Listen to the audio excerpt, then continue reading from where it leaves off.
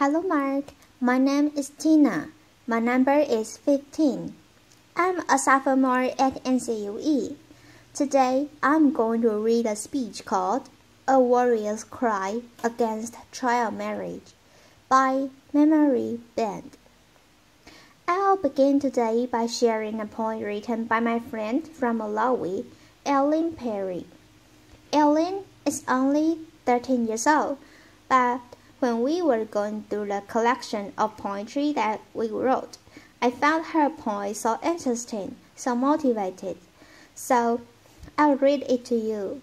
She entitled her poem, I'll Marry When I Want. That's it. I'll marry when I want. My mother can force me to marry. My father cannot force me to marry. My uncle, my aunt, my brother or sister cannot force me to marry. No one in the world can force me to marry.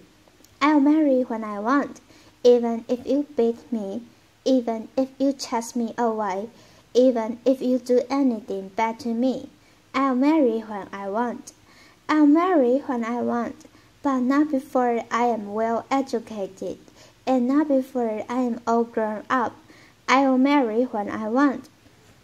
This poem might seem odd, written by a 13-year-old girl, but where I and Ellen come from, this poem, which I have just read to you, is a warrior's cry. I'm from Malawi.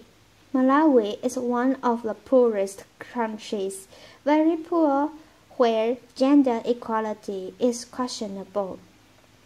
Growing up in a country, I couldn't make my own choices in life.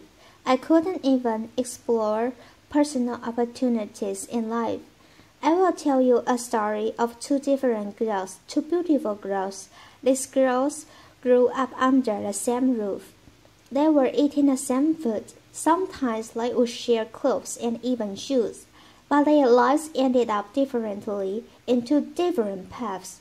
The other girl is my little sister. My little sister was only 11 years old when she got pregnant. It's a hurtful thing. Not only did it hurt her, even me. I was going through a hard time as well. As it is in my culture, once you reach puberty stage, you are supposed to go to initiation camps. In these initiation camps, you are told how to sexually please a man. There is this special day, which they call very special day, where a man who is hired by the community comes to the camp and sleeps with the little girls. Imagine the trauma that these young girls go through every day. Most girls end up pregnant. They even contract HIV and AIDS and other sexually transmitted diseases. For my little sister, she ended up being pregnant. Today, she's only 16 years old and she has 3 children.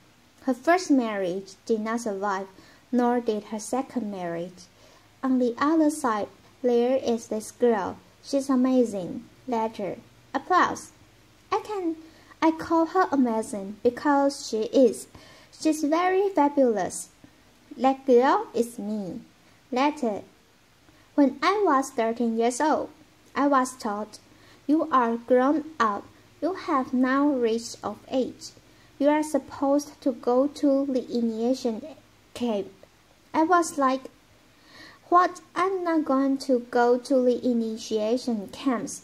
You know what the women say to me? You are a stupid girl, stumble. You do not respect the traditions of our society, of our community. I said no because I knew where I was going. I knew where I wanted in life. I had a lot of dreams as a young girl. I wanted to go well educated, to find a decent job in the future. I was imagining myself as a lawyer, seated on that big chair. Those were the imaginations that were going through my mind every day. And I knew that one day I would contribute something, a little something to my community. But every day after refusing, women would tell me, look at you, You are all grown up. Your little sister has a baby. What about you? That was the music that I was hearing every day, and that is the music that girls hear every day when they don't do something that the community needs them to do. When I compare the two stories between me and my sister, I say, why can't I do something? Why can't I change something that has happened for a long time in our society community? That was when I called other girls just like my sister, who have children, who have been in class, but they have forgotten how to read and write. I said, come on, we can remind each other how to read and write again, how to hold the pen, how to read, to hold the book. It was a great time I had with them. Nor did I just learn a little about them, but they were able to tell me their personal stories, what they were facing every day as young mothers. That was when I was like, why can't we take all these things that are happening to us and present that and tell our mothers, our traditional leaders, that these are the wrong things? It was a scary thing to do because these traditional leaders, they are already accustomed to the things that have been there for ages. A hard thing to change, but a good thing to try. So we tried.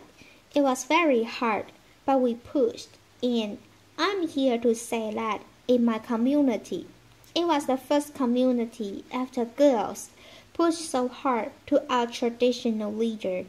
And our leader stood up for us and said no girl has to be married before the age of 18. Applause. In my community, that was the first time a community they had to call the bylaws, the first bylaw that protected girls in our community. We did not stop there. We forged ahead. We were determined to fight for girls, not just in my community, but even in other communities. When the child marriage bill was being presented in February, we were led at the Parliament House. Every day when the members of Parliament were entering, we were telling them, would you please support the bill? And we don't have much technology like here, but we have our small phones. So we said, why can't we get their numbers and text them? So we did that. It was a good thing. Applause.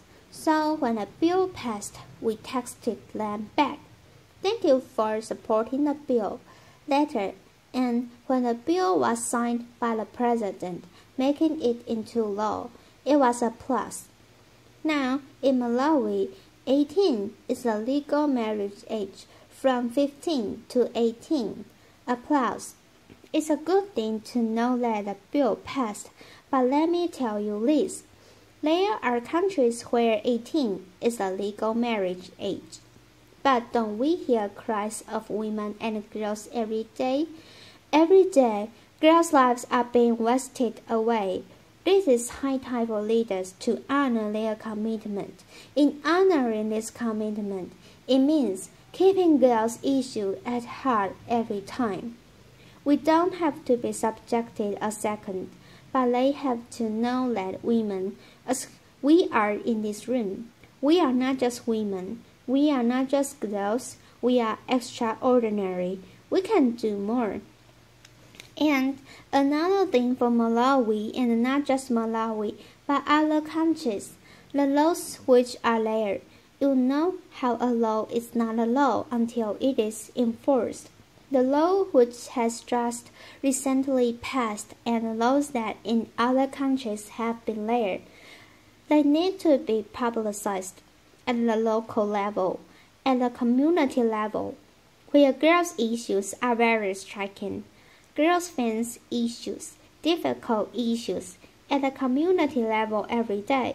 So, if these young girls know that, there are those that protect them, they will be able to stand up and defend themselves because they will know that there is a law that protects them. And another thing I would say is that girls' voices and women's voices are beautiful. They are there, but we cannot do this alone. Male advocates, they have to jump in, to step in and work together. It's a collective work. What we need is what girls elsewhere need: good education, and above all, not to marry whilst 11. And furthermore, I know that together we can transform the legal, the cultural, and political framework that denies girls of their rights. I'm standing here today and declaring that we can end child marriage in a generation. This is the moment where a girl, and the millions of girls worldwide will be able to say, I will marry when I want. Applause. Thank you. Applause.